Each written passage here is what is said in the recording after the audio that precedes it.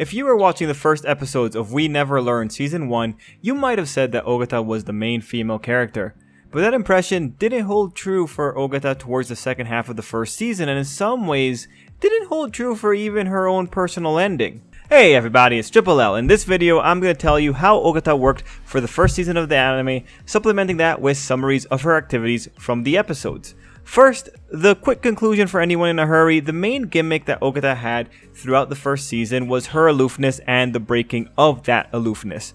Throughout the first season, you would see her walls or tough exteriors coming down to show the feelings underneath. The series gets a lot of value from doing this, in all honesty, and that gimmick was maintained throughout the entire season. Sometimes Ogata will drop her walls in front of Yuiga, making for adorable stuff. Other times, Uraka will be the one to pull them down. The switch from aloof to vulnerable is ultimately what Ogata was about when it came to drawing entertainment from her. And that entertainment value was bolstered even more when she was trying to cover up the said switch.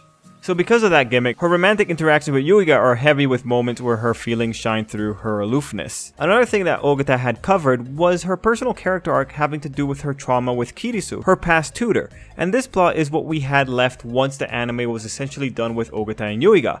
And the anime was essentially done with Ogata after the midway point, but interestingly, at the midway point, it became clear that Ogata was a tool to rile up the other characters. So with that, let's look at her episodes so that you can get the context. Episode 1. This is Ogata's introduction episode that also highlights a trait that's played up for the adorableness: her height. This episode also shows Ogata at her most combative. If you saw her in this episode, you'd think she have a significant role in the series. She started off really strong.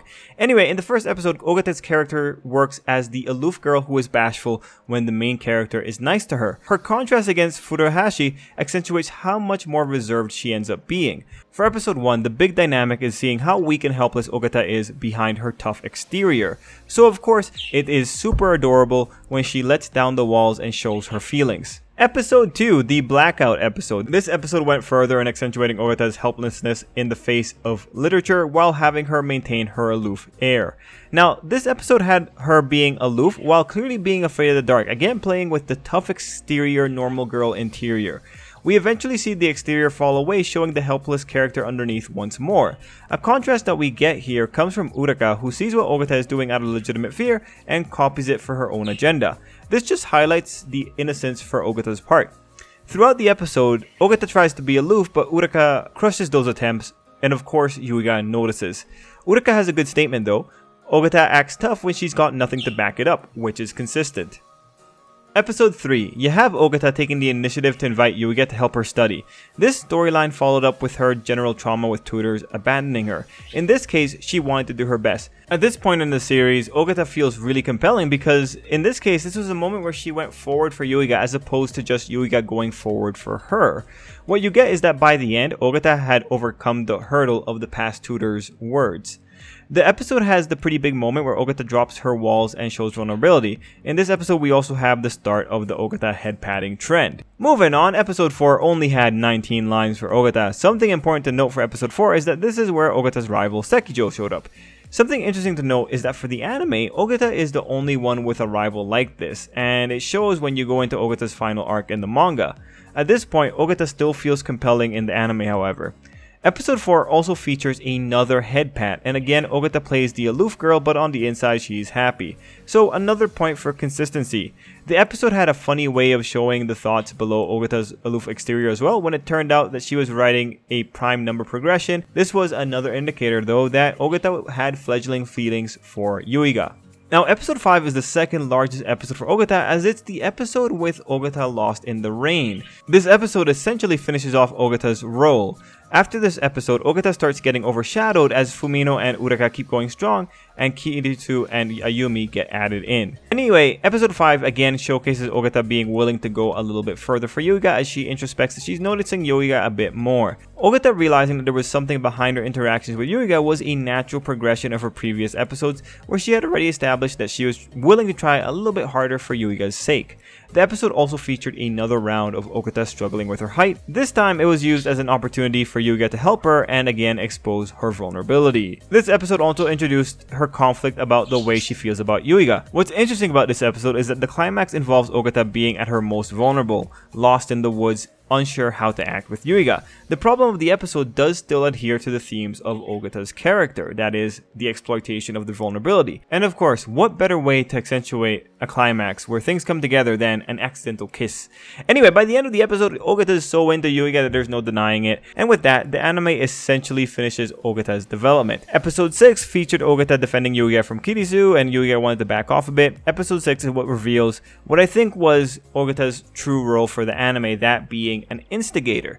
The accidental kiss actually provoked a lot of action from the other characters. It's because of the kiss that Kirisu got involved, that Fumino and Yuiga developed their student-teacher dynamic, and that Uraka got more bold. While all these other characters got instigated, Ogata ended up stagnating, with her aloof girl having cute moments routine being the only thing that she really had when it came to the romance angle with Yuiga.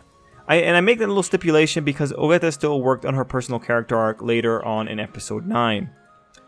Episode 7 was an episode of misunderstandings, but thanks to it, you had Ogata having her hand held and Ogata having a pretty big reaction to Yuiga falling on her. It was fun to watch. Episode 8 is the bath episode. Ogata gets to have a conversation with Yuiga in the bathtub, and that was nice, I suppose. Episode 9 is the last significant Ogata episode in terms of line count. Subsequent episodes had less than 15 lines. But anyway, for this episode, we got a ton of adorable faces from the girl as she gets upset. This episode did a lot for her though. She continued with her personal character arc and her feelings played with by Yuiga, who was a little too oblivious. The final notable episode is episode 12, which had Yuiga pretty much summing up what Ogata was at this point, that being something equivalent to a woodland animal. She's just adorable and helpless. This was an episode that played up Ogata's helplessness and breaking of her aloofness as her and Yuiga did a simple task. That said, there wasn't any kind of emotional development in this episode. So all in all, those were Ogata's episodes and the most memorable things coming out of those episodes. As could be seen, after a really strong start, she faded into the back, so much so that Yuiga compares her to a woodland animal at their final scene. It's on Ogata's back though that Furuhashi and Kirisu stand. Not Uraka though, because she was strong from beginning to end, and Ogata just ended up making her stronger. Anyway, that was my quick conclusions and analysis of Ogata's character throughout the first season of We Never Learn. I do believe that when you look at that first season and you see Ogata's final arc, things make sense why they turned out the way they did. Oh my goodness, those little birds. Anyway, everyone, thank you so much for watching.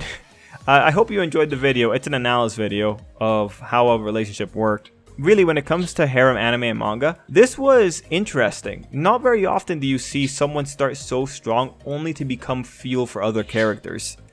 That's an interesting dynamic to have.